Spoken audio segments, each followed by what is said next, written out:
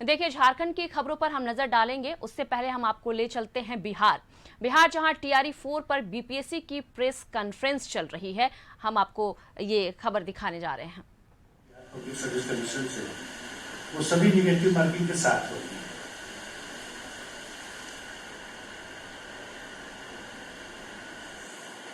और ये सभी के लिए इक्वल है। निगेटिव मार्किंग है तो इसमें किसी को क्या परेशानी हो, ये समझ नहीं आता है। सभी के लिए तो इक्वल है। कोई अगर गेस करके उत्तर लिख देता है निगेटिव मार्किंग नहीं, और वैसे लोगों का चयन हो जाती है, अच्छी बात तो नहीं है। जो चयन होना चाहिए वो बिल्कुल पढ़े लिखे लोगों का होना चाहिए। तो इसमें निगेटिव मार्किंग से कोई फर्क तो नहीं पड़ता है, क्योंकि ये सभी के लिए बराबर बात है। एक और मुद्दा ये उठाया जा रहा है कि हिंदी भाषी लोगों को कम अंक दिए गए और अंग्रेजी मीडियम वालों को ज़्यादा अंक दिए गए। इस बात को उठाने वाले लोगों से मैं ये पूछना चाहता हूँ कि जो डेटा बीपीएससी के पास नहीं है, बीपीएससी के पास तो जितने 11,000 लोग मुख्य परीक्षा फॉर्म भरे सबका डेटा है।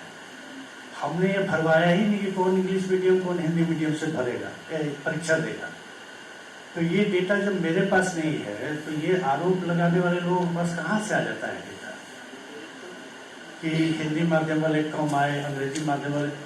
हमारे पास इसके अलावा कोई चारा नहीं है कि हम 11,000 लोग को परीक्षा दिए हैं तो उनके तीनों पेपर को खोल करके देखें कि कौन हिंदी में लिखा कौन इंग्लिश में लिखा। यूपीएससी में क्या होता है, आपका मुख्य परीक्षा का फॉर्म या इवन पीटी का फॉर्म भराते समय ही माध्यम पूछ लिया जाता है, और अगर आपने अंग्रेजी माध्यम चुना है तो आपको इंटरव्यू भी अंग्रेजी में ही देना है। ऐसा नहीं, हमारे यहाँ तो क्या है कि आप किसी माध्यम में मुख्य परीक्षा दीजिए, इंटरव्यू आप किसी माध्यम में दे सकते हैं, उसमें कोई बाध्यता नहीं रहती है।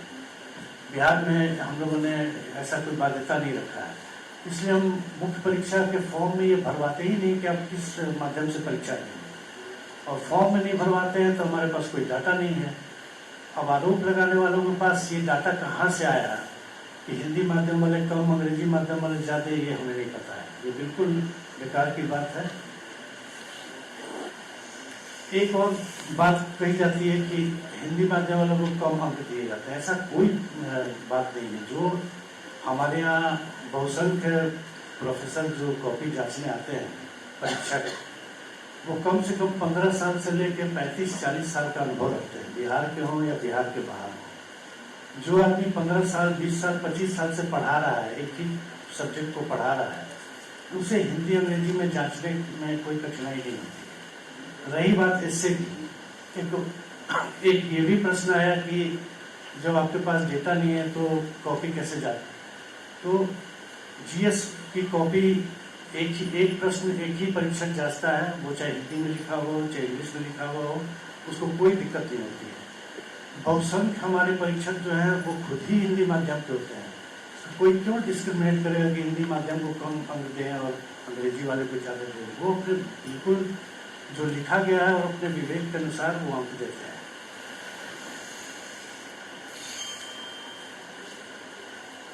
जहां तक मुझे लगता है कि जो डाटा आयोग के पास नहीं है वो किसी के पास नहीं है, बस केवल आरोप लगाना है, इसलिए ऐसी बातें कही जा रही है। कोई कन्विंसिंग आर्गुमेंट किसी के पास है नहीं। इसके अलावा एक और बात है कि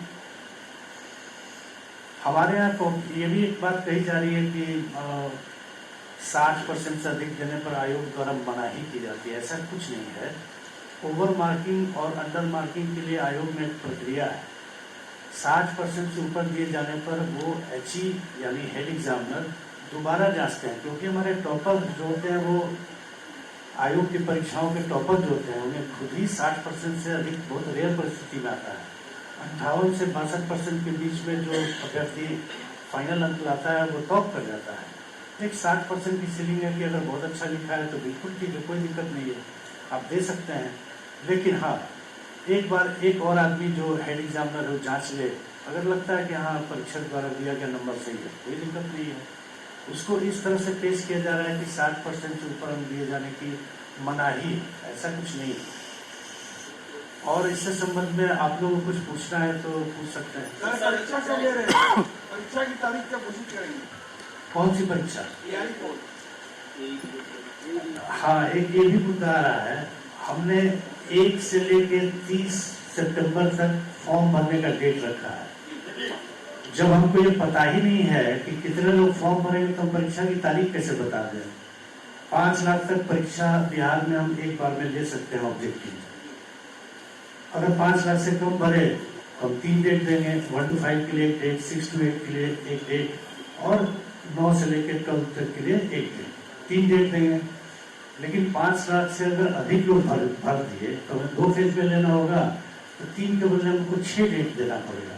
तो अभी हम कैसे बता दें डेट के बारे में।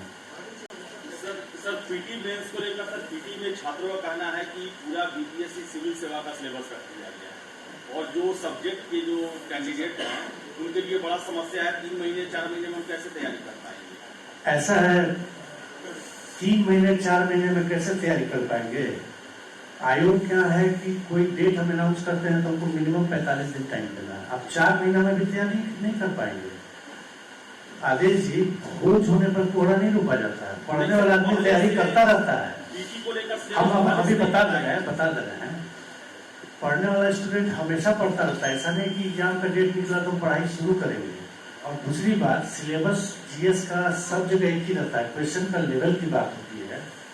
तो हम लोगों ने सोच रखा है 1 to 5 के लिए जीएस में आसान क्वेश्चन रहेंगे, 6 to 8 के लिए मॉडरेट रहेंगे, 9 से लेकर 12 के लिए टफ रहेंगे।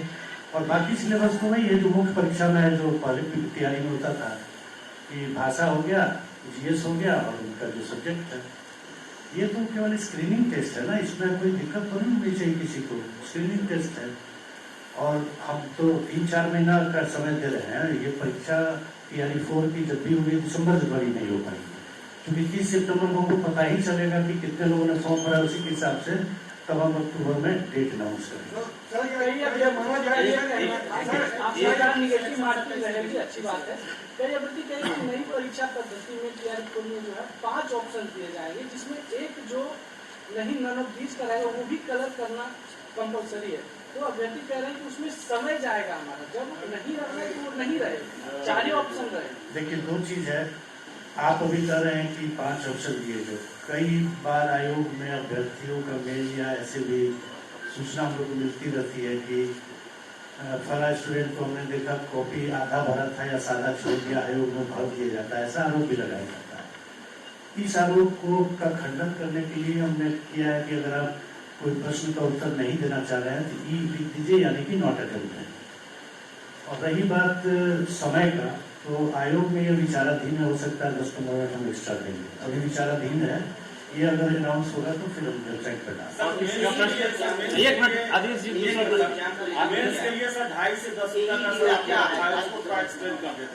ये एक्चुअली क्या है कि 2 स्टेज एग्जाम का शिक्षा विभाग के साथ या एक बैठक हुई थी जिसमें शिक्षा विभाग के साथ हम लोगों ने निर्णय लिया। दिक्कत क्या है कि उसमें AEDU का भी एग्जाम आता है। AEDU में 935 सीट है, तो उसका 10 गुना हम लोग 10,000 मोटा मोटी लेंगे तो उसकी परीक्षा हम लोग मुख्य परीक्षा ले लेगा आराम से। TRE में 32,000 सीट है, इसका अगर 10 गुना लेंगे तो जोड़ लीजिए 3,20,000। तो फायदा क्या हुआ स्क्रीनिंग करने का, इसलिए उसमें 2.5 गुना ही लेंगे। ये अच्छा, जिस तरीके से आंदोलन चल रहा है उसका एक विषय ये है कि ये आप लोगों ने मेंस कर दिया है, ये लोग एक स्तरीय एग्जाम चाहते हैं। आज जब आपने PC कर ली तो इसका सीधा सा मैसेज तो ये है ना सर कि आप जब भी TRE 4 की परीक्षा होगी ये 2 स्तरीय होगी, आप लोग पीछे नहीं हटेंगे। मैं आपको पहले ही बता चुका है, आयोग जितनी भी परीक्षाएं ले रहा है सब 2 स्टेज में ये निर्णय हो चुका है। सर एक कॉपी वायरल हो है क्या बताया जाएगा? और मैं और प्रश्न पूछ क्या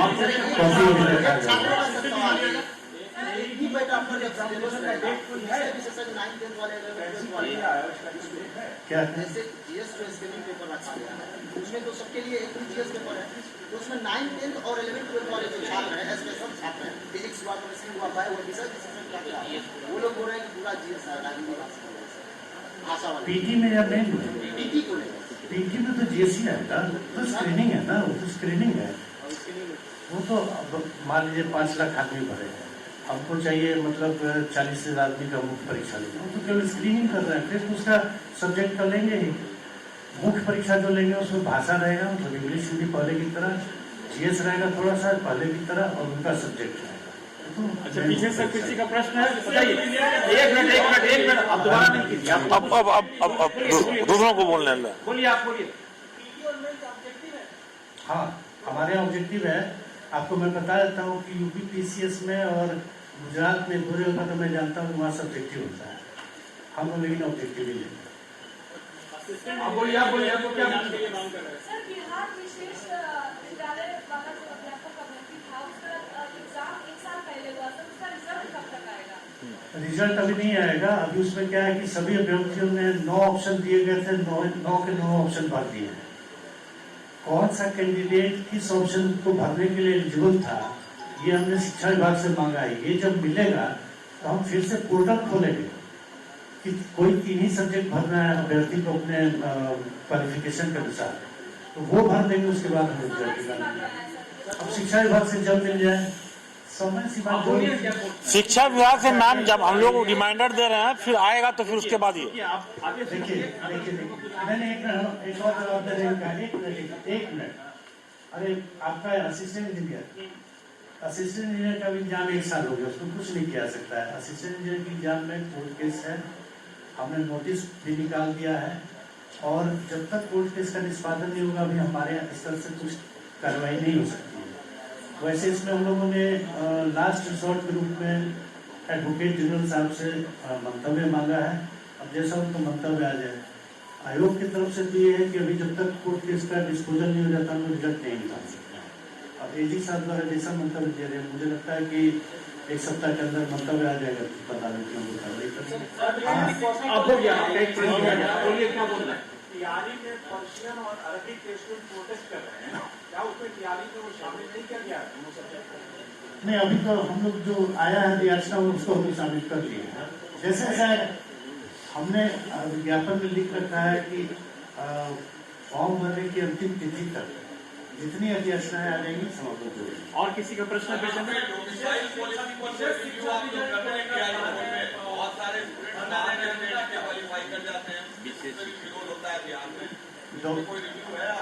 डोमिसाइल देना है कि नहीं देना है सरकार के स्तर का चीज है। और वैसे भी आपको मैं बता दूं कि लगभग 74% तो बिहारी लोग हैं। मतलब एक तरह से इनडायरेक्ट वे में डोमिसाइल है। 50% रिजर्व है, रिजर्वेशन मिलना है केवल बिहार के निवासी को। जनरल कैटेगरी में, अनरिजर्व कैटेगरी में भी महिलाओं को, बिहार की महिला को मिला। तो प्रैक्टिकली देखिए तो 72-73% तो डोमिसाइल ऑलरेडी है। बचाव हुआ के लिए डोमिसाइल किया जाए नहीं, ये तो सरकार के स्तर पर निर्णय है।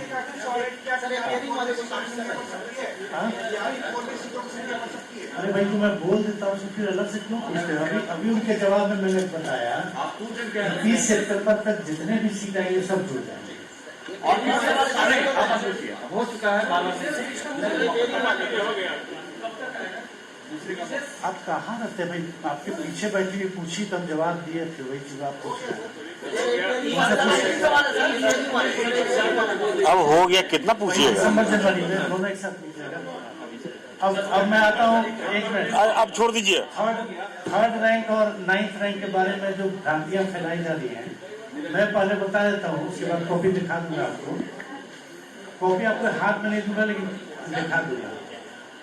आप ये जान लीजिए कि थर्ड रैंक जो, एक मिनट भाई, काइंडली सुन लीजिए, फिर पूछिएगा वही चीज आप पूछने लगेगा। थर्ड रैंक का कॉपी अभी मैं दिखाता हूँ आपको।